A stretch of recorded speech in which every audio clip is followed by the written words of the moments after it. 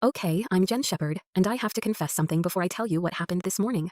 Because context matters here. 3 weeks ago, I may have accidentally gotten David B kicked out of a content challenge. Not on purpose, but I told him to stop posting garbage and these cartoons, and to do something actually meaningful. So he started working on a new strategy, but by the time he was done, the challenge was over, and he hadn't kept up with it. So when I came downstairs and found my entire kitchen getting increasingly more chaotic, looking like a serial killer's vision board, I might have let this go on a bit too long. But here's the thing nobody is talking about. While I was drowning in guilt and waffle batter, I actually started reading the notes.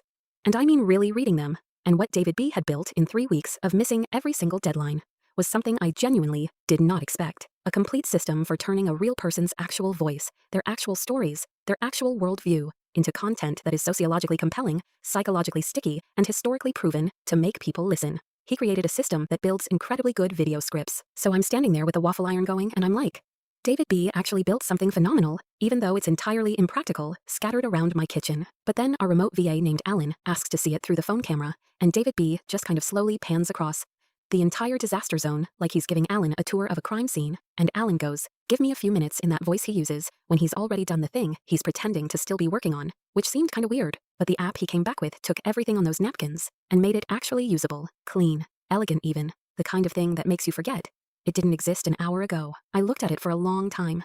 Then I looked at the kitchen. Then I looked at David B, who had syrup on his hand and was vibrating slightly with excitement. I told him he was cleaning all of this up today, but between you and me, I already know what this is, and I already know we can't sit on it. Follow along, because what happens next started with a waffle and ended with something that might actually change everything for the people in our community who have been stuck exactly where David B was 3 weeks ago. Spoiler alert, it involves tacos and a discovery that made my stomach drop.